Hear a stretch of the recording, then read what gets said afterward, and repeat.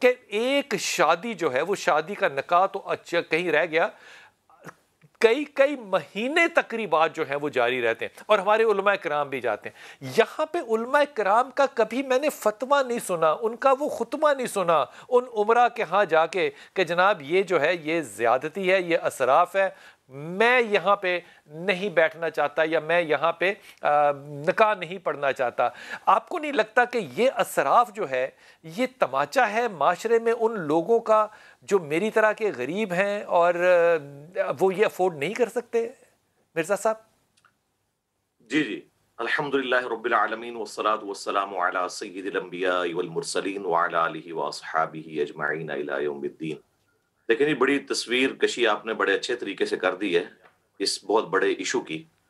آپ نے یہ جو پوچھا کہ علماء وہاں پہ کیوں جاتے ہیں، تو اس کا سیدھا سا جواب ہے کہ ہمارے علماء کی اکثریت کو جو فنڈنگ ہے وہ انہی امیر گھرانوں سے آتی ہے، اس لیے پھر جب ان پہ یہ وقت آتا ہے تو یہ ان کو ہیلپ آؤٹ کرنے کے لیے پہنچ جاتے ہیں۔ اللہ کے محبوب صلی اللہ علیہ وآلہ وسلم کا ایٹیچیوڈ قطعاً ایسا نہیں ہوتا تھا، آپ تو اس طرح کے معاملات کو ڈسکریج کرتے تھے۔ سب سے پہلے تو آپ دیکھیں سورہ بنی اسرائیل میں 10 کمانڈمنٹس آئی ہیں، قرآنک ورژن ان کا، اس میں ایک بات آئی ہے کہ جو اسراف کرنے والے ہیں یہ شیطانوں کے بھائی ہیں، اور شیطان تمہارے رب کا بڑا ناشکرا ہے۔ اب یہ اس ایک جملے کے اندر قیامت چھپی ہوئی ہے۔ یہ شیاطین کے بھائی ہیں، نہ صرف یہ پیسے کو فضول اڑاتے ہیں بلکہ جن لوگوں کے پاس پیسہ نہیں ہوتا ان کے دلوں پر ان کی وجہ سے چھریاں بھی چلتی ہیں۔ شیاطین کے بھائی ہیں، اس کی وجہ سے دشمنی پیدا ہوگی، اور پھر جب کبھی موقع لگے گا کسی غریب آدمی کا تو وہ اپنے سیٹھ کے پیٹ میں چھرا گھونپ کر اس کا مال لے کر بھاگے گا کہ میری بیٹی بھی چلو اس عمر کو پہنچ چکی ہے تو میں اس مال کے ذریعے اس کی شادی کر لوں۔ یہ بہت بڑا ظلم کر رہے ہیں۔ نبی صلی اللہ علیہ وآلہ وسلم نے ہمیشہ ایسی چیز کو ڈسکریج کیا ہے جو معاشرے کے اندر فتنہ پھیلا سکتی ہے۔ مثلا صحیح مسلم میں حدیث ہے، تو آپ جس صلی چیز کا اللہ علیہ وآلہ اس وسلم شیطانی کام کا جو آپ فرما رہے ہیں محمد علی بھائی، جی اگر اس کا نتیجہ نکاح ہے تو پھر اس پہ ہم نے کبھی ممبر سے آواز کیوں نہیں بلند کی کہ یہ بدعت ہے جناب؟ جو ابتدا شیطانی کام سے ہو رہی ہے اس کی انتہا رحمانی کام پہ کیسے ہو رہی ہے؟ میں نے آپ کو اس کی وجہ پہلے ہی بتا دی ہے نا، کہ یہ بہت بڑے لوگ ہیں نا، یہ فائنینسر ہوتے ہیں۔ فائنینسر جب ہوتے ہیں نا تو وہ پھر ان کو یہ اپوز نہیں کر سکتے نا۔ جب تک ہمارے علماء کرام، ہمارے ممبر آزاد نہیں ہو جاتے نا امیر لوگوں کے شر سے کہ ان کے چندوں پر چلنا چھوڑ دیں، تو پھر آپ دیکھیں وہ کتنے انڈیپینڈنٹ ہوں گے۔ وہ بول نہیں سکتے۔ آپ گاؤں ایریا میں جا کے دیکھیں، جمعے کی نماز گاؤں کے چودھری کی وجہ سے 15-20 منٹ لیٹ کر دی جاتی ہے۔ میں بتا رہا تھا صحیح مسلم میں حدیث ہے، ایک خودکشی والے کا جنازہ لایا گیا، آپ علیہ السلام نے فرمایا کہ تم پڑھ لو، میں نہیں پڑھوں گا۔ پروٹیسٹ کے طور پر اس کام کو ڈسکریج کرنے کے لیے آپ علیہ السلام نے یہ کام نہیں کیا۔ بخاری مسلم میں حدیث ہے، مقروض کا جنازہ لایا جاتا تو آپ وہ نہیں پڑھتے تھے، جب اللہ نے وسعت دی تو پھر خود قرضہ اتارتے تھے، اس کے بعد آپ جنازہ پڑھتے تھے۔ تو ہمیں تو اس طرح کی کسی میرا ایک اسٹوڈنٹ تھا، وہ خودکشی کر کے مرا، 17-18 سال کی عمر تھی، اس نے تیزاب پی لیا، مجھے بڑا عزیز تھا لیکن میں اس کے جنازے میں نہیں گیا۔ کسی بھی ڈومیننٹ پرسنالٹی کو کسی بھی ایسی جگہ پہ نہیں جانا چاہیے، پھر وہاں جا کے ایسی تقریریں نہیں کرنی چاہیے کہ جو آپ گناہ گنوا رہے ہیں وہ سارے جو ہے وہ منوان اسی طریقے سے اس میت کے اندر موجود تھے، اور آپ وہاں پہ یہ گناہ گنوا رہے ہیں لیکن ان کی آپ اصلاح کے لیے کچھ بھی نہیں کر رہے۔ تو میں تو ڈسکریج کرتا ہوں، مجھے بڑا دکھ ہوتا ہے اس طرح کے مری کے معاملات اندر ایک ایسی جگہ تھی جہاں پہ محمد علی ہم گئے، اور وہاں پہ 1:15 بجے کا جمعہ تھا، اور وہ کیونکہ وہ ایک دربار تھا تو وہاں پہ وہ حضرت جو تھے وہ گفتگو فرما رہے تھے، تو جمعہ تقریباً 3:15 3:30 بجے تک ڈیلے ہو گیا کہ جناب حضرت جو ہے یہ فرما رہے ہیں نماز جو ہے وہ بعد میں جائے گی۔ میرا سٹانس صرف یہ ہے کہ ٹھیک ہے سارے لوگ تو فنڈڈ نہیں ہوتے نا، لیکن وہ لوگ جو کہ زیادہ افیکٹو ہوتے ہیں، کیا ان کو یہ بات زیادہ بلند آواز سے نہیں کہنی چاہیے تاکہ یہ پیغام جو ہے یہ ہر خاص و عام تک پہنچے؟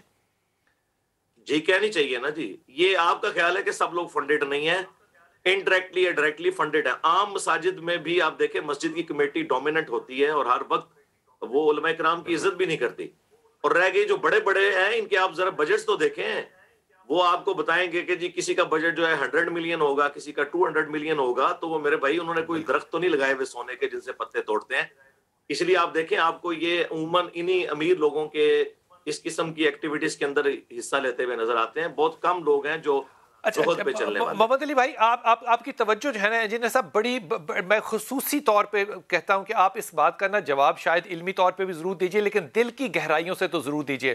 مثال کے طور پہ جب خیبر فتح ہوتا ہے تو مسلمانوں کے حالات کچھ بہتر ہوتے ہیں اور امام علی کرم اللہ جو ہیں وہ کئی دفعہ کہتے ہیں سیدہ سے کہ آپ جائیے اور ہمارے لیے بھی کوئی ایسا غلام یا ایک ایسا کوئی آسانی کے لیے کچھ لے کر آئیے اپنے والد سے. وہ کئی دفعہ جاتی ہیں اور میں اس بات کو کہتے ہو نا میرے جسم کے بال کھڑے ہو جاتے ہیں. وہ جاتی ہیں والد کے پاس اور ہو کر واپس آ جاتی ہیں, کہنے کی ہمت نہیں ہوتی. تو پھر والد آتے ہیں, رسول پاک صلی اللہ علیہ وسلم آتے ہیں, بخاری شریف میں آپ سے ہدیہ کر رہا ہوں, واپس آتے ہیں جب تو امام علی اس بات کو راوی کرتے ہوئے کہتے ہیں کہ ہم لیٹے ہوئے تھے, یعنی کہ سیدہ اور امام علی کرم اللہ لیٹے ہوئے تھے چادر میں اور رسول پاک صلی اللہ علیہ وسلم کے پاؤں کی ٹھنڈک امام علی کرم اللہ کو اپنے سینے پہ محسوس ہو رہی تھی. اب یہ تقدس ہے ایک بیٹے بیٹی کا, ایک باپ کا, ایک داماد کا, وہ الگ, لیکن یہ بائی پروڈکٹ ہے ایک نکاح کا.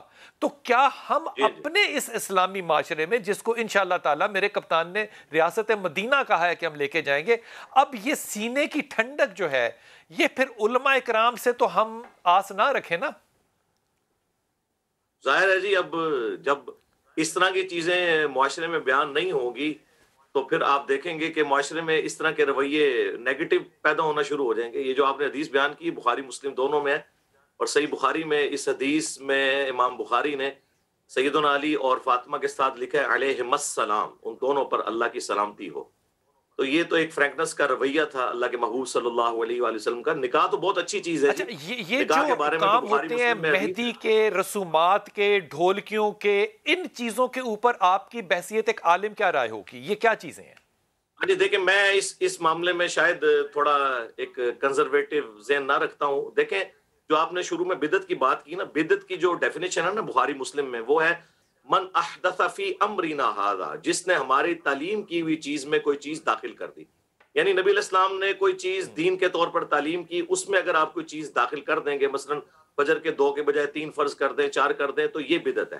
باقی جو کلچرل چیزیں ہیں نا, ان میں صرف یہ دیکھا جائے گا کہ جو ان پرنسپل اسلام نے ان چیزوں سے منع نہ کیا ہو. جیسے فضول خرچی ہے تو یہ اپنی جنس کے اندر اللہ تعالیٰ نے اس کی ممانعت فرمائی ہے, اسے حرام قرار دیا ہے, شیاطین کے بھائی قرار دیا جو فضول خرچی کرتے ہیں. اب اس کیٹیگری میں جتنی بھی چیزیں فال کریں گی وہ اس میں آئیں گی.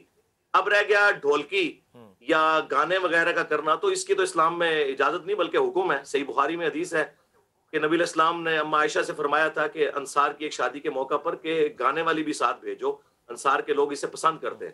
لیکن وہ گانے والی جو عورتیں ہیں عورتوں میں, مرد مردوں میں ہوں, وہ ساری چیزوں کا خیال رکھنا ہے. اس طرح سنن ابن ماجہ میں حدیث ہے کہ وہ نکاح حلال ہے جس میں گانا ہو, اور وہ حرام ہے جس میں نہ ہو. اب ہم تو بالکل الٹ سمجھتے ہیں. ہمیں جو اختلاف ہے وہ جو اختلاط مرد و عورت کا ہوتا ہے, بے حیائی کا طوفان بدتمیزی برپا ہو جاتا ہے, اس کے ساتھ اختلاف ہے. مہندی کی رسم عورت کی جائے, گھر کے اندر کی جائے, یہ نہیں ہے کہ اب وہ سریعام نکلیں. مرد کو مہندی نہیں لگا سکتے, وہ اسلام کے اندر منع ہے. تو دنیاوی جو کلچرل چیزیں ان میں دیکھا جائے گا کہ منع کون سی چیز ہے. جو منع ہوگی وہ نہیں کریں گے, باقی سب اوپن اجازت ہوگی. اب اس زمانے میں تو آپ دیکھیں دلہن کو بیاہ کے لاتے تھے. بڑی اچھی یہ بدعت کی بات آپ نے بڑی اچھی کی.